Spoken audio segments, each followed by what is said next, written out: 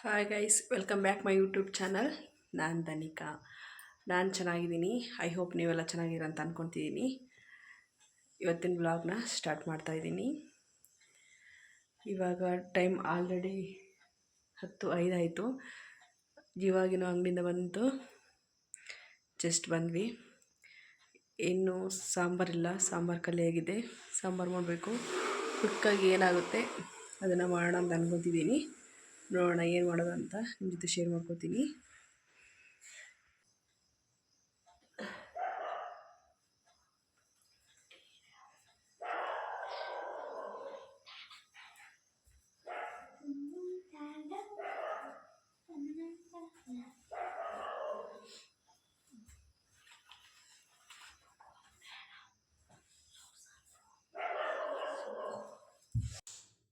ನಾನಿಲ್ಲಿ ಮಜ್ಜಿಗೆ ಸಾಂಬಾರು ಮಾಡ್ಕೊಳ್ಳೋಣ ಅಂತ ರೆಡಿ ಮಾಡ್ಕೊಳ್ತಾ ಇದ್ದೀನಿ.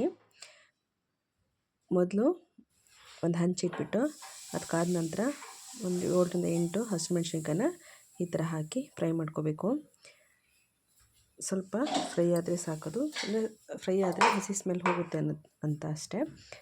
ಅದು ಫ್ರೈ ಆಗೋಷ್ಟರಲ್ಲಿ ಒಂದು ಸಣ್ಣದೊಂದು ಮಿಕ್ಸಿ ಜಾರ್ ತೊಗೊಂಡು ಸ್ವಲ್ಪ ಅರಿಶಿನ ಪುಡಿ ಹಾಕ್ತಾಯಿದ್ದೀನಿ.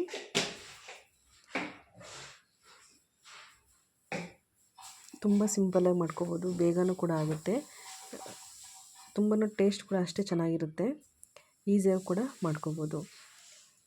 ಸ್ವಲ್ಪ ಅರಿಶಿನ ಪುಡಿ ಆದಮೇಲೆ ಸ್ವಲ್ಪ ಕೊತ್ತಂಬರಿ ಸೊಪ್ಪು, ಸ್ವಲ್ಪ ಬೆಳ್ಳುಳ್ಳಿ, ಸ್ವಲ್ಪ ಶುಂಠಿ ಮತ್ತು ಸ್ವಲ್ಪ ಕಾಯಿನ ಹಾಕಬೇಕು.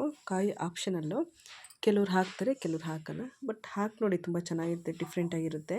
ನಾನು ಫಸ್ಟೆಲ್ಲ ಹಾಕ್ತಿರ್ಲಿಲ್ಲ, ಆಮೇಲೆ ಹಾಕ್ತಿದ್ದೆ, ತುಂಬ ಚೆನ್ನಾಗಿರುತ್ತೆ. ಇವಾಗ ನಾನು ಮೆಣ್ಸಿನ್ಕಾಯನ್ನ ಹುರಿಯೋಕೆ ಇಟ್ಟಿದ್ದೀನಲ್ವ, ಅದಕ್ಕೆ ಸ್ವಲ್ಪ ಮೀಡಿಯಮ್ ಫ್ಲೇಮಲ್ಲಿ ಇಟ್ಬಿಟ್ಟು ಒಂದು ಟೇಬಲ್ ಸ್ಪೂನ್ ಅಷ್ಟು ಜೀರಿಗೆ ಹಾಕಿಬಿಟ್ಟು ಅದನ್ನು ಕೂಡ ಫ್ರೈ ಆಗೋಕ್ಕೆ ಬಿಟ್ಟಿದ್ದೀನಿ. ನೀವು ಬೇಕಾದರೆ ಹಂಚು ಆಫ್ ಮಾಡಿ ಕೂಡ ಅದೇ ಏನು ಹಂಚು ಕಾಯ್ದಿರುತ್ತಲ್ವ ಅದರಲ್ಲೇ ಕೂಡ ಫ್ರೈ ಆಗುತ್ತೆ. ಆಫ್ ಮಾಡಿಟ್ಟರೆ ಸಾಕು. ಇವಾಗ ಏನು ಫ್ರೈ ಆಗಿರುವಂಥ ಹಸಿರು ಮೆಣ್ಸಿನ್ಕಾಯಿ ಮತ್ತು ಜೀರಿಗೆನ ಮಿಕ್ಸಿ ಜಾರಿಗೆ ಹಾಕ್ಕೊಳ್ಳಿ. ಆಮೇಲೆ ಸ್ವಲ್ಪ ಉಪ್ಪು, ಹರಳುಪ್ಪನ್ನ ನಾನು ಯೂಸ್ ಮಾಡ್ತಿದ್ದೀನಿ ಇಲ್ಲಿ, ಹರಳುಪ್ಪನ್ನೇ ಹಾಕ್ಕೊಂಡ್ರೆ ಆಯಿತು. ಮೊದಲೇ ಹೇಳಿದ್ನಲ್ವ, ಸ್ವಲ್ಪ ಕಾಯಿ, ಇದು ಆಪ್ಷನಲ್ಲು, ಬೇಕು ಅಂದರೆ ಹಾಕೋಬೋದು, ಬೇಡ ನಾವು ಕಾಯಿ ಹಾಕಲ್ಲ ಅಂದರೆ ಓಕೆ. ಕಾಯಿ ಹಾಕಿದ್ರೆ ತುಂಬ ಚೆನ್ನಾಗಿರುತ್ತೆ ಟೇಸ್ಟ್. ಮತ್ತು ಕೊತ್ತಂಬರಿ ಪೌಡ್ರು, ಏನು ಧನಿಯಾ ಪೌಡ್ರು ಅದರಲ್ಲಿ ಖಾಲಿಯಾಗಿತ್ತು, ಹಾಗಾಗಿ ಕೊತ್ತಂಬರಿ ಬೀಜ ಇತ್ತು, ಅದನ್ನ ಸ್ವಲ್ಪ ಹಾಗೆ 1 ಟೇಬಲ್ ಸ್ಪೂನ್ ಅಷ್ಟು ಫ್ರೈ ಮಾಡಿ ಹಾಕೋತಿದ್ದೀನಿ.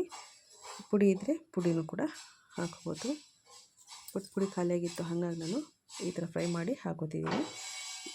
ಇಷ್ಟೆಲ್ಲ ಸೇರಿಸ್ಬಿಟ್ಟು ಇದನ್ನು ಮಿಕ್ಸಿನ ಮಾಡ್ಕೋಬೇಕಾಗುತ್ತೆ. ಆದಷ್ಟು ಸ್ವಲ್ಪ ನೈಸಾಗೆ ಮಾಡಿಕೊಂಡ್ರೆ ಚೆನ್ನಾಗಿರುತ್ತೆ. ನೋಡಿ, ಫುಲ್ ಎಲ್ಲದೂ ಈ ಥರ ಮಿಕ್ಸಿ ಮಾಡ್ಕೊಂಡು ಸ್ವಲ್ಪ ನೀರು ಸೇರಿಸಿ ಮಿಕ್ಸಿ ಮಾಡ್ಕೋಬೇಕು.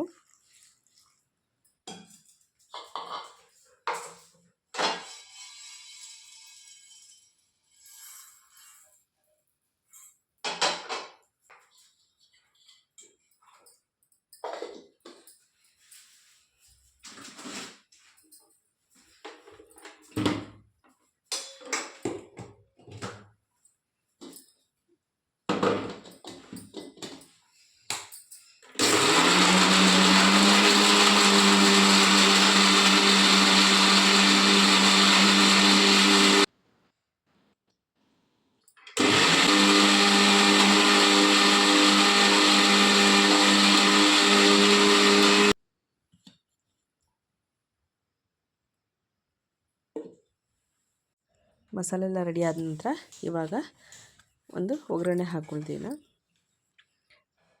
ಒಂದು ಪಾತ್ರೆ ಇಟ್ಬಿಟ್ಟು ಅದಕ್ಕೆ ಸ್ವಲ್ಪ ಎಣ್ಣೆ ಹಾಕಿ, ಸ್ವಲ್ಪ ಅಂದರೆ ಸ್ವಲ್ಪ ಹಾಕಿದ್ರೆ ಸಾಕು ಒಗ್ಗರಣೆ. ಇದು ಕೂಡ ಆಪ್ಷನಲ್ಲು, ಕೆಲವ್ರು ಹಾಕ್ತಾರೆ ಕೆಲವ್ರು ಹಾಕಲ್ಲ, ಬಟ್ ನಾವು ಹಾಕ್ತೀವಿ. ಒಗ್ಗರಣೆ ಹಾಕಿದ್ರೂ ಕೂಡ ಟೇಸ್ಟ್ ಏನೋ ಒಂದು ಡಿಫ್ರೆಂಟ್ ಅನಿಸುತ್ತೆ, ಟೇಸ್ಟು ಚೆನ್ನಾಗೂ ಕೂಡ ಇರುತ್ತೆ. ಸ್ವಲ್ಪ ಎಣ್ಣೆ ಹಾಕಿಬಿಟ್ಟು ಅದಕ್ಕಾದ ನಂತರ ಸ್ವಲ್ಪ ಸಾಸಿವೆ ಮತ್ತು ಸ್ವಲ್ಪ ಕರಿಬೇವು, ಆನಂತರ ಸ್ವಲ್ಪ ಸಣ್ಣದಾಗಿ ಕಟ್ ಮಾಡ್ಕೊಂಡಿರುವಂತಹ ಈರುಳ್ಳಿನ ಹಾಕಿ ಚೆನ್ನಾಗಿ ಫ್ರೈ ಮಾಡ್ಕೋಬೇಕು ಅಷ್ಟೇ.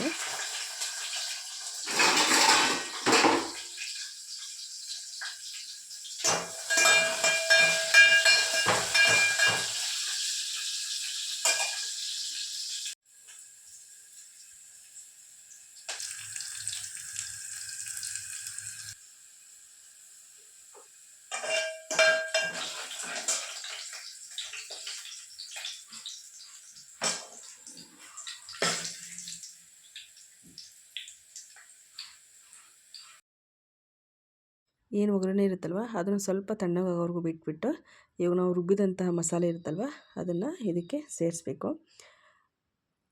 ನೀವು ಇದನ್ನು ತೆಳುನಾದರೂ ಮಾಡ್ಕೋಬೋದು, ಬೇಕಾದರೆ ಸ್ವಲ್ಪ ಗಟ್ಟಿನಾದರೂ ಮಾಡ್ಕೋಬೋದು. ತೆಳು ಇದ್ದರೆ ಸ್ವಲ್ಪ ಚೆನ್ನಾಗಿರುತ್ತೆ. ಹಾಗಾಗಿ ಎಷ್ಟು ಮಸಾಲೆ ಇರುತ್ತಲ್ಲ ಅಷ್ಟನ್ನು ಫುಲ್ ಸೇರಿಸ್ಬಿಟ್ಟು ಸ್ವಲ್ಪ ನೀರು ಹಾಕಿ, ತೆಳು ಬೇಕಾದ್ರೆ ಸ್ವಲ್ಪ ಜಾಸ್ತಿ ನೀರು ಹಾಕಿ ಸೇರಿಸ್ಬಿಟ್ರೆ ಆಯಿತು.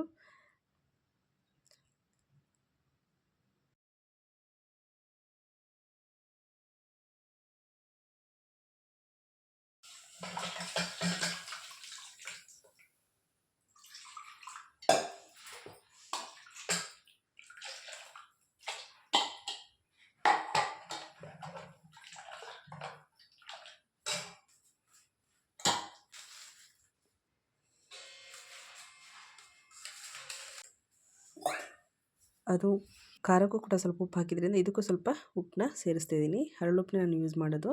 ಇವಾಗ ಮೊಸರು ಇದ್ದರೆ ಈ ಥರ ಬ್ಲೆಂಡ್ ಮಾಡಿ ಹಾಕಿ, ಇಲ್ಲ ಮಜ್ಜಿಗೆ ಇದ್ದರೂ ಕೂಡ ಮಜ್ಜಿಗೆಯಲ್ಲೂ ಕೂಡ ಮಾಡ್ಕೋಬೋದು. ನಾನು ಮೊಸರಲ್ಲಿ ಮಾಡ್ತಿರೋದ್ರಿಂದ ಈ ಥರ ಬ್ಲೆಂಡ್ ಮಾಡಿಬಿಟ್ಟು ಮೊಸರನ್ನೆಲ್ಲ ಫುಲ್ಲು ಇವಾಗ ಇದಕ್ಕೆ ಮಸಾಲೆಗೆ ಮೊಸರನ್ನ ಸೇರಿಸ್ತಿದ್ದೀನಿ. ನೀವು ಎಷ್ಟು ಬೇಕು ನೋಡಿ ಅಷ್ಟು ನೀರನ್ನ ಸೇರಿಸ್ಕೋಬೋದು. ಎಷ್ಟಾದರೂ ಕೂಡ ಅಂದರೆ ಫುಲ್ ತೆಳು ಆದರೂ ಮತ್ತು ಚೆನ್ನಾಗಲ್ಲ. ಎಷ್ಟಾದರೂ ಅಂದರೆ ಒಂದು ಮೀಡಿಯಮ್ ಆಗಿ ನಿಮ್ಗೆ ಗೊತ್ತಾಗುತ್ತಲ್ವ ಅಷ್ಟು. ನಾನು ಇಲ್ಲೊಂದು ಅರ್ಧ ಲೀಟ್ರಷ್ಟು ಮೊಸರು ತೊಗೊಂಡಿದ್ದೆ, ಅದನ್ನು ಫುಲ್ ಸೇರಿಸ್ತಿದ್ದೀನಿ. ನೋಡಿ ಯಾವ ಹದ ಬೇಕು ನಿಮಗೆ ಅದು ನೋಡಿಬಿಟ್ಟು, ಇವಾಗಲೇ ಸ್ವಲ್ಪ ಈ ಥರ ತಿರುಗಿಸಿದ್ರೆ ಉಪ್ಪೆಲ್ಲ ಕರಗುತ್ತಲ್ವ, ನೀವು ನೋಡಿಬಿಟ್ಟು ನಿಮಗೆ ಟೇಸ್ಟ್ ನೋಡಿಬಿಟ್ಟು ಮತ್ತೆ ಉಪ್ಪು ಕಮ್ಮಿ ಇದ್ದರೆ ಬೇಕಾದ್ರೆ ನೀವು ಉಪ್ಪನ್ನ ಹಾಕ್ಕೋಬೋದು.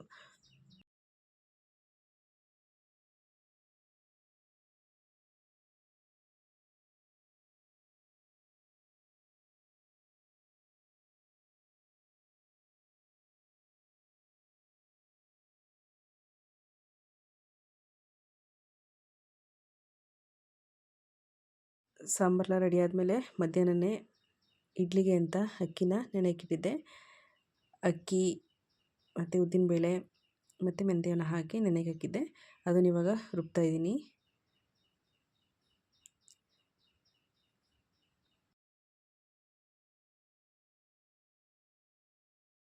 ನಾವು ಮಲೆನಾಡೋರು ಆಲ್ಮೋಸ್ಟ್ ಎಲ್ಲ ಅಕ್ಕಿ ಇಡ್ಲಿಲೇ ಮಾಡೋದು.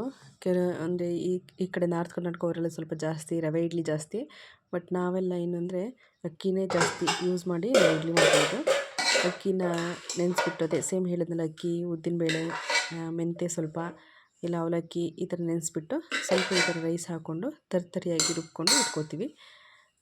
ಆ ಥರ ಇಟ್ಕೊಂಡು ನೆಕ್ಸ್ಟ್ ಮಾರ್ನಿಂಗ್ ಸೇಮ್ ಇಡ್ಲಿ ಮಾಡೋದು. ಬಟ್ ಇವರು ರವೆಲೂ ಕೂಡ ಕೆಲವರೆಲ್ಲ ಮಾಡ್ತಾರಲ್ವ ಈ ಸೈಡಲ್ಲೆಲ್ಲ. ಬಟ್ ನಾವು ರವೆಲಂತೂ ಆಲ್ಮೋಸ್ಟ್ ಅಂದರೆ ತುಂಬ ಕಡಿಮೆ. ಅದು ಹಳ್ಳಿಗಳಲ್ಲಂತೂ ಜಾಸ್ತಿ ನಾವು ಬರೀ ಈ ಥರ ಅಕ್ಕಿಲೇ ಮಾಡೋದು. ಇದೇ ಥರ ಮಾಡೋದು.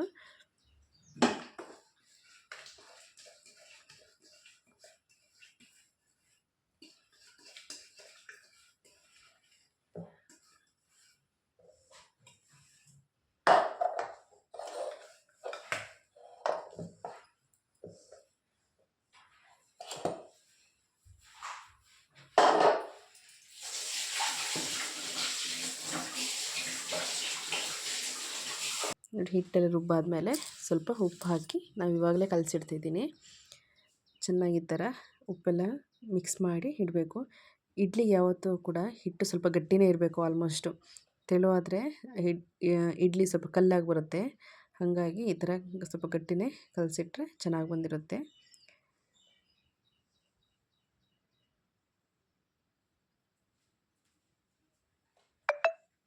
ಈ ಥರ ಫುಲ್ ಕಲಿಸ್ಬಿಟ್ಟು ಒಂದು ಮುಚ್ಚಳ ಮುಚ್ಚಿ ಅದ್ರ ಮೇಲೆ ಏನಾದರೂ ಒಂದು ಇಟ್ಟರೆ ಆಯಿತು.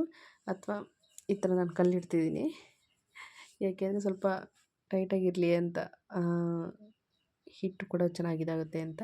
ಅಷ್ಟರಲ್ಲಿ ಅದೆಲ್ಲ ಕೆಲಸ ಮುಗಿಸಿ ಇವಾಗ ಇಪ್ಪತ್ತು ಪಾತ್ರೆನೆಲ್ಲ ತೊಳೆದು ಸಾಕಾಗುತ್ತೆ. ಹಂಗೆ ನಾವು ಹೊರಗಡೆ ಹೋಗಿ ಅಂದರೆ ಏನು ಕೆಲಸ ಮಾಡಿದ ಲೆಕ್ಕನೇ ಇರುತ್ತೆ ಆಲ್ಮೋಸ್ಟು. ಆದರೂ ಮತ್ತಿಷ್ಟೆಲ್ಲ ಬಂದು ಕೆಲಸ ಮಾಡ್ಕೋಬೇಕಲ್ಲ ಅನ್ನಿಸ್ತಿರುತ್ತೆ. ಆಲ್ರೆಡಿ ಈಗಾಗಲೇ 10:30 10:45 ಆಯ್ತೇನೋ ಟೈಮು. ಇವಾಗ ನಾನು ಮಜ್ಜಿಗೆ ಮೆಣಸಿನ್ಕಾಯಿನ ಇಟ್ಕೊತಿದ್ದೀನಿ. ಇನ್ನೇನು ನಮ್ಮ ಮನೆಯವ್ರು ಬರ್ತಾರೆ ಅಂತ, ಹಾಗಾಗಿ ಹುರಿದು ಇಟ್ಕೊತಿದ್ದೀನಿ. ಈ ಮಜ್ಜಿಗೆ ಮೆಣಸಿನ್ಕಾಯಿ ಈ ಮಜ್ಜಿಗೆ ಸಾಂಬಾರಿಗೆಲ್ಲ ಒಳ್ಳೆ ಕಾಂಬಿನೇಷನ್ ಮಾತ್ರ. ಈ ಥರ ಬೇಸಿಗೆಲೆಲ್ಲ ಈ ಮಜ್ಜಿಗೆ ಮೆಣಸಿನ್ಕಾಯಿ ಮಾಡಿಟ್ಕೊಂಡ್ರೆ ವರ್ಷ ಎಲ್ಲ ಯೂಸ್ ಮಾಡ್ಬೋದು ನಾವು.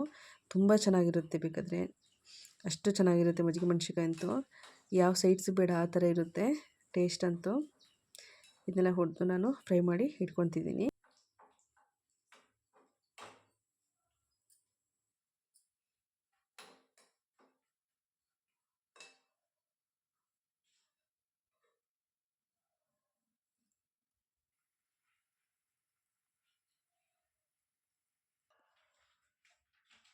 ನೋಡಿ ಟೈಮ್ ಆಲ್ರೆಡಿ 10:15. ನಮ್ಮ ಮನೆಯವ್ರು ಈಗ ಬಂದರೆ ನಮ್ದು ಇವಾಗ ಊಟ ಆಗ್ತಿದೆ.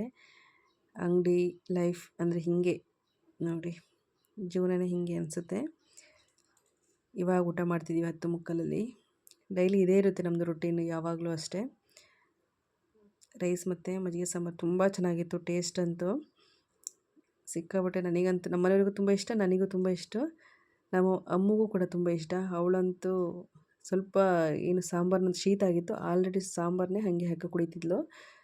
ಇದಾಗಿತ್ತು ನಮ್ಮದು ರಾತ್ರಿ ಊಟ ಎಲ್ಲ ಮುಗಿಸಿ ಸೇಮ್ ಆ್ಯಸ್ ಯೂಶ್ವಲ್ ವಾಕೆಲ್ಲ ಮುಗಿಸಿ ಇವಾಗ ಮಲಗೋ ಟೈಮ್. ಆಲ್ರೆಡಿ 11:30 ಮೇಲಾಗಿದೆ. ನಮ್ಮದು ಡೈಲಿ ಸೇಮ್ ರೊಟೀನ್ ಇರುತ್ತೆ. ಈ ವ್ಲಾಗ್ನ ಇಲ್ಲಿಗೆ ಎಂಡ್ ಮಾಡ್ತಾಯಿದ್ದೀನಿ. ಇನ್ನೊಂದು ವ್ಲಾಗೊಂದಿಗೆ ಮತ್ತೆ ಸಿಗೋಣ. ಈ ವ್ಲಾಗ್ ಇಷ್ಟ ಆದಲ್ಲಿ ಲೈಕ್ ಮಾಡಿ, ಶೇರ್ ಮಾಡಿ, ಹಾಗೆ ಕಮೆಂಟ್ ಮಾಡಿ.